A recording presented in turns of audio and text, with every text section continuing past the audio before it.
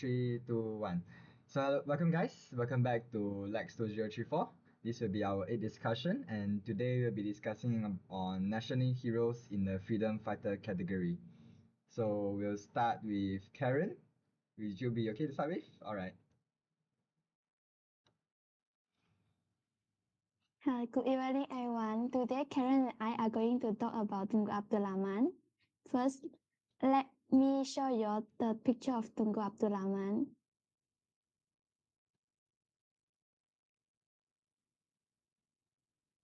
I believe everyone know about Tunku Abdul Rahman, right?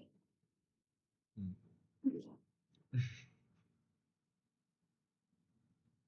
Tunku Abdul Rahman was born on 8th of the February 1903 in Aroseta, Kedah. He was the son of Sultan Abdul Hamid Halim Shah. He studied in Malaysia and later went to England to study law and history. After returning, he joined politics and became the leader of UMNO. He worked hard to unite the Malay, Chinese, and Indian people to fight for independence from the British. On the August 31, he declared Malaysia independence and became the first prime minister. He is known as the father of independence for his effort to bring peace and freedom to the country. Tunku Abdul Rahman passed away on the 6th of December 1990 and is remembered as a great leader who loved his people and worked for unity. Now Karen is going to share about his contribution. So when we say this name Tunku Abdul Rahman, the first word that we remember is independence. So independence Tunku Abdul Rahman Putra leads the effort of UMNO and later the Alliance Party to discuss with the British government on the independence of Malaya.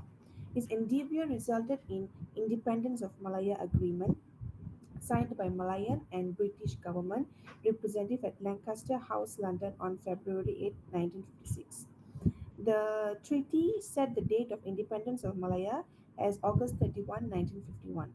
Unity Tunku has succeeded in establishing a political cooperation through the Alliance Party that combines UMNO with MCA in 1952, followed by the MIC in 1954. This political cooperation contributes to the unity of races in the newly independent plural country where every race was represented at the federal level. National Security Malaya faced a strong internal enemy in the form of armed Communist Party of Malaya (CPM) headed by Chin Peng. A state of emergency was proclaimed in 1948, following the assassination of three British estate managers by the CPM. In 1951, CPM killed Sir Henry Gurney, Governor of Malaya. Various attempts were made to defeat communist streets, including banning the CPM and transferred the Chinese population to the new villages to prevent them from the voluntary or involuntary help with the communists. So, passed down. Tunku Abdul Rahman adopted the Charter of United Nations and positioned Malaysia as a neutral country after many wars among the communists and from towards the Tunku Abdul Rahman, and he made Malaysia as a neutral country.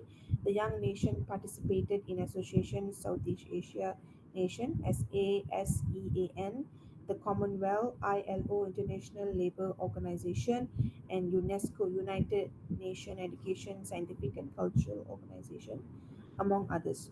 Tunku also proposed the setting up of Organization of Islamic Cooperation (OIC), Organization of Islamic Cooperation, and was appointed the OIC's first Secretary General. So this is the history of our independence. I make it so short, so I hope you all guys understand. And yeah, that's all from us. Thank you. Okay, thank you, Karen and Yinchi on Tunku Abdul Rahman. So, next, Nohanani and Killian. Good evening. Today, my group chose Mat Kilau as our national hero in the freedom fighter category. Muhammad Kilau bin Rasul, popularly known as Mat Kilau or alternatively known as Muhammad bin Ibrahim or Mat Siam, was a local chieftain and folk hero from Pahang, Malaysia, best known for his role in the Pahang uprising against the British Empire. Makila was born between the years 1866 and 1867 in Kampung Masjid, Pulau Tawa, located in the Jeratut district of Pahang, Malaysia. He was the eldest son of Tok Gajah, a higher-ranking nobleman and warrior in the Pahang royal court by his third wife. Raised in a traditional Malay setting, Makila was known for his sharp intellect and strong spiritual foundation. He excelled in Quranic recitation and was deeply influenced by Islamic teaching from a young age. Additionally, he mastered the traditional art of Tikul Pahang, a form of poetic musical performance accompanied by the Rebana drum, which is integral to Pahang cultural heritage. His upbringing in a household of leadership and tradition equipped him with the skill and resilience to lead his people. Based on the description of his contemporaries, Makila was a man of moderate stature, strongly built with black skin tone and handsome face. He was said to be master in Silat and believed to possess magical powers. At the age of 20, he was married to a daughter of a religious teacher from Kampung Kedondong.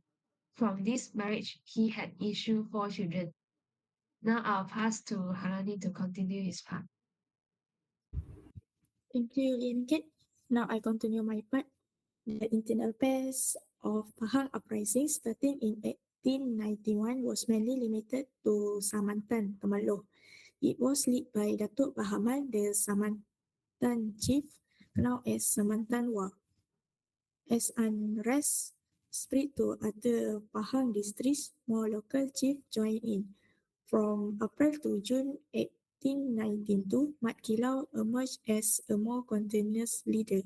His rise coincided with a supposed plan by Tok Gajah to overpower British strategic location. Among the participants were Panglima Muda of Jempol, who aimed to capture Pekan, while Mat Kilau of Budu and the Jelai chief sought to defeat Clifford's small force at Kuala Lipis. The general uprising led by Mat Kilau peaked in danger when he and 100 followers armed with swords, spears and muskets attacked Kuala Lipis on 10 April 1892, later threatened the gold mine in Rau. Following Mat Kilau's aggressive action, the British suspect Tok Gajah was directing the uprising. President John Pickett's skilled Roger suggests arresting him, but Sultan Ahmad intervened. The ruler vowed to take Tok Gajah to Pekan, then to Makkah. His plan seemed acceptable to the British, but Sultan Ahmad intended for Tok Gajah to flee to Kelantan-Terengganu borders, where he was later joined by Mat Kilau. To further isolate the rebels, a general amnesty was declared on 16 October 1892 for all descendants except Tok Gajah and Datuk Bahaman. In Roger report, the total strength of the rebels retreating to Kelantan Terengganu had diminished to 60 men under Datuk Bahaman and 35 men under Mat Kilau and Tok Gajah, all fully armed. And after the war to Pahang and British, Mat Kilau disappeared. Nobody know where he gone. In 1917, Mat Kilau reappeared and revealed his identity, which was later officially verified by Malaysian government. That's all. Okay, thank you on Mat Kilau. So next one, how about we move on to Mukris and Yao Yang? Okay.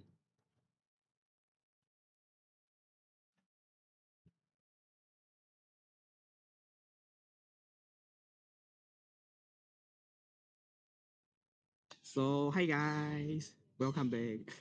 Our freedom fighter national hero is Tato Maharaja Lela. In his background, his real name was Tato Maharajalela Pantaklam, a Malay nobleman for Perak. He hailed from Pasir Salah in Perak and held the title of Maharaja Jela and prestigious position in hierarchy of Malay nobility, role in resisting British colonial rules. He is known for his resistance against the British colonial rules, particularly during the period of the British residence system in Perak. Full stop. The resistance stemmed from the British interference in local governance, especially the appointment of J.W.W.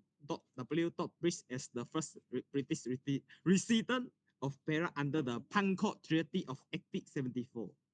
British administration was seen as a disrespectful to Malay tradition and custom, especially he moved to abolish the noble right of the collect tax, which sparked the widespread dissatisfaction among the Malays. Full stop. The key event assassination of J.W.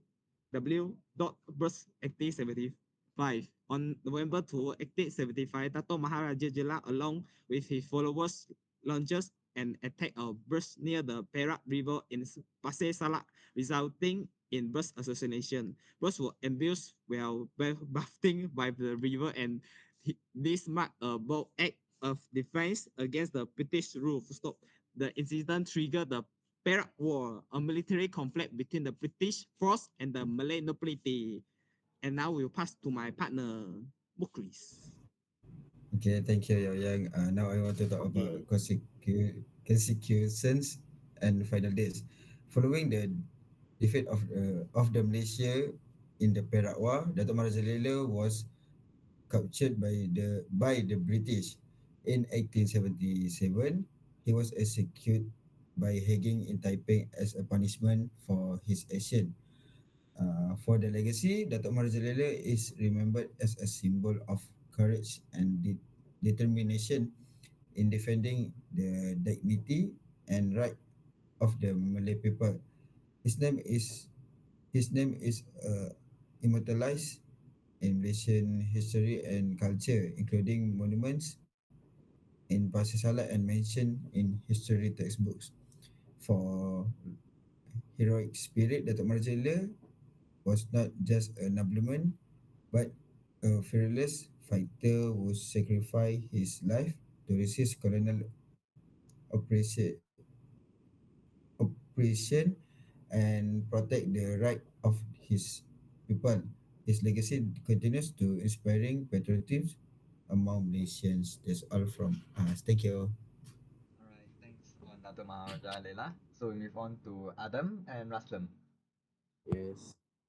Today I want to talk about Hang Tuah.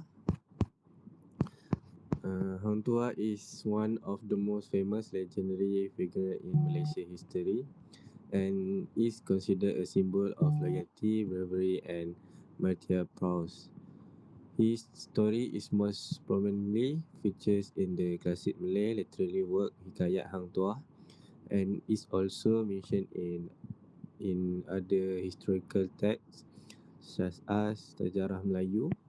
While there is debate about the historical accuracy of his existence, Hang Tuah tale continues to be celebrated in Malay culture. Key aspect of Hang Tuah history is Hang Tuah was born in Kampung Sungai Duyung, Melaka during the height of the Malacca Sultan in the 15th century. He was the son of Hang Mahmud and Dang Merduwati from an early age. Hang Tuah showed extraordinary talent in martial arts, intelligence, and leadership. Rise to prominence, Hang Tuah and his four close company Hang Jebat, Hang Kasturi, Hang Leki, and Hang Lekiu caught the attention of Sultan Mansur Shah of Melaka due to their bravery. Hang Tuah was later appointed as the Sultan's Laksmana Admiral, making him the most trusted and influential official in the court. Diplomatic mission as a Laksmana, Hang Tuah undertook numerous diplomatic missions on behalf of the Sultan. He traveled to various kingdoms, including Majapahit, Pasai, and China, strengthening Malacca relation with foreign powers.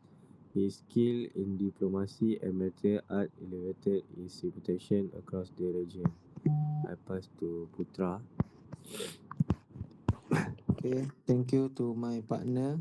So I continue.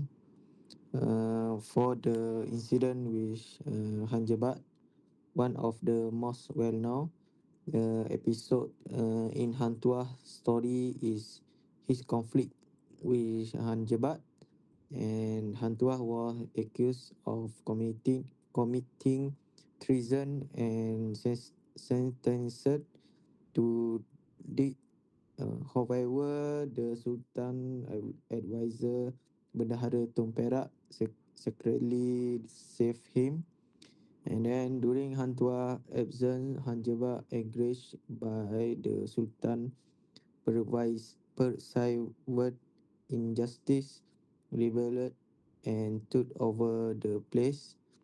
When the Sultan learned that Hantuah was alive, he ordered him to confront Hanjabat. And then the for legacy and symbolism, Antua is remembered for his unwavering loyalty to the Sultan, even at the cost of personal relationship and justice.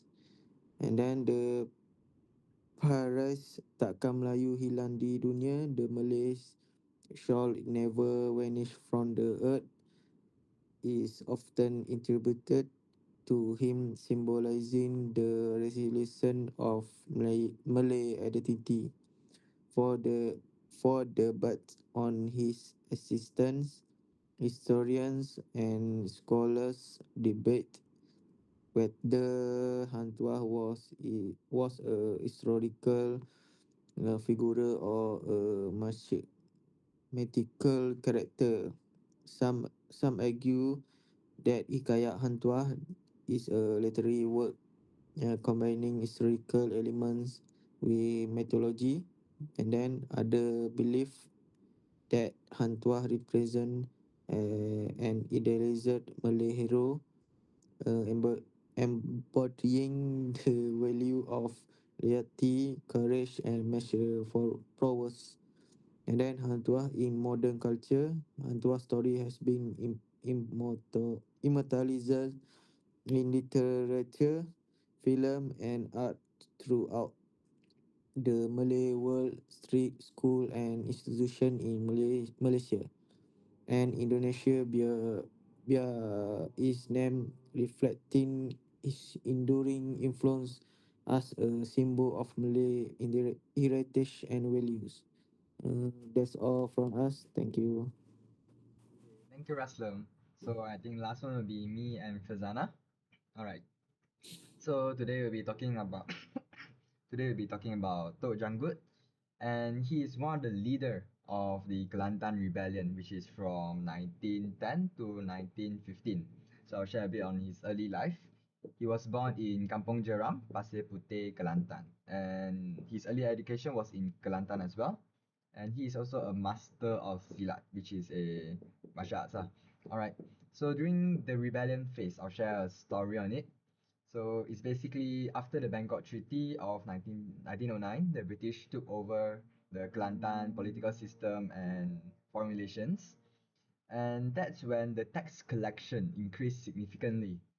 So because of the tax increasing, and so the local government also take action uh, by by grouping a few local leaders, including Tok Janggut and some others, and they plan or they persuade the residents in Kelantan to not pay the taxes.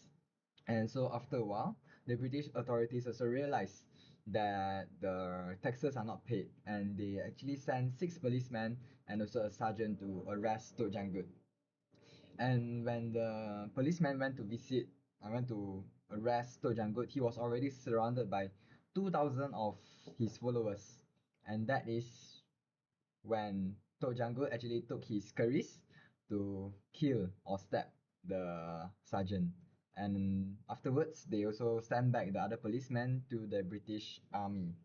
So, Tok Janggut and his followers and his 2,000 followers, they marched towards Pasir Puteh, which is the area that is taken by the British to have a war, basically to win over the area, and they actually won against the British Army. So now, Tok Janggut is a Kelantan rebellion, and the Sultan of Kelantan also ordered Tok Janggut and the other rebellion leaders to actually surrender. If they don't, they will be killed. And obviously, Tok Janggut and the other rebellion leaders doesn't surrender. So in May 1915, 1,500 British troops were sent to capture Tok Janggut and his followers. And Tok Janggut also heard the news and quickly advised his followers to flee, to run away basically. But he and the other rebel leaders stayed behind and hid in the forest. So the British troops arrived, and but they couldn't find Tok Janggut and the other rebel leaders, so they actually failed the mission and went back to Singapore. Then afterwards, Tok Janggut also came out of hiding, and the news spread very fast. And the British authorities took notice and called the nearby Indian army to capture Tok Janggut and the other rebel leaders as well. And that's when, or they couldn't find Tok Janggut again, so they just burned down the nearby town, which is Zeram town, and including the houses of Tok Janggut and the other rebel leaders. So that's when Tok Janggut with his 1,000 followers, armed with guns, and fought with the Indian army. But sadly, Tok Janggut and his other 1,000 followers, they lost, and Tok Janggut died. So that's the end of the story. And now I'll move on to Fazana.